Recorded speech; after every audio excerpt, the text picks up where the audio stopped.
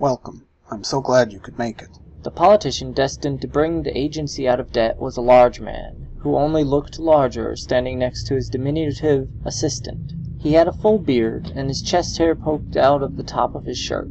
In fact, the only place the man didn't have any hair was on his head. Marcus took a seat across from the politician. "Thanks for seeing us, Mr. West. I am Agent Flair, and this," he motioned to the man who had taken the seat next to him, "is Director Krager." Oh, I know who you are. The most celebrated agent in the agency, and the agency director, Matt Krieger. Politician West took a seat. Not that you don't have the upper hand, Agent Flair. Your immunity to the book and its manifestations is a step ahead of all the other agents. Director Krager cleared his throat. Even with his immunity, he still hasn't been able to gather enough information, or find an effective way to stop the book, so the government's shutting down the entire project.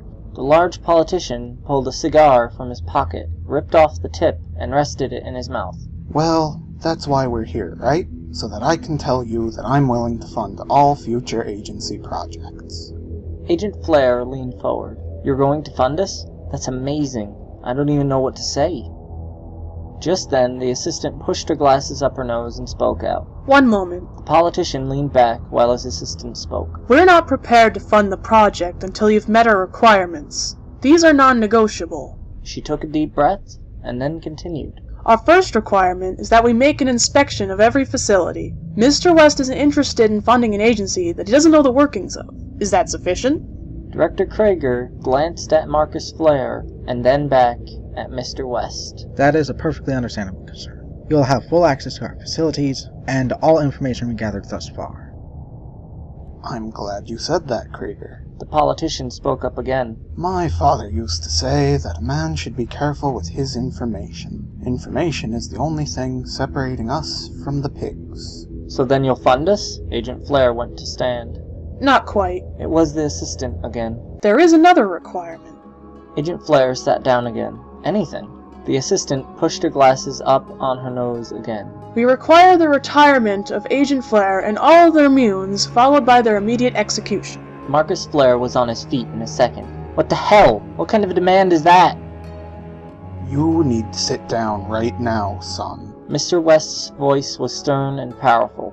I'm not in the business of killing people without a good reason. Agent Flair sat down again. "It better be a damned good one." The politician pulled a paper from his pocket and laid it on the table in front of him. 2 years ago, I came home to find my daughter's corpse lying in the middle of the living room floor, with this paper crumpled in her hand. This book took my little girl, and since then I've done everything I could to track down the book this page belongs to and destroy it. Marcus reached for the paper, only to have it pulled away by Mr. West. Not yet. You need to understand that without this piece of paper, we wouldn't be having this conversation. The agency would be dead. However, it's because of this paper that I require such a high price. He handed the paper to his assistant, who began to read. "The immunes. Some people are born with immunity to the book's power and creatures within. An immune, while they look human, are actually sleeper agents for the man. At any time, they can be activated, and while activated, they are controlled by the man. They will do its bidding until the—" A loud crack echoed throughout the room, and the assistant fell to the floor, blood running from her chest. Another crack, and the politician slumped forward on the table, with a bullet wound in his head. Matt Krager stood, reaching for his gun. "Marcus, stop!" But Marcus Flair didn't stop. He couldn't stop. His eyes didn't register the world around him, as he raised his gun once more and planted a bullet in the director's head. Nothing can stop that man. The book will continue to gather sacrifices.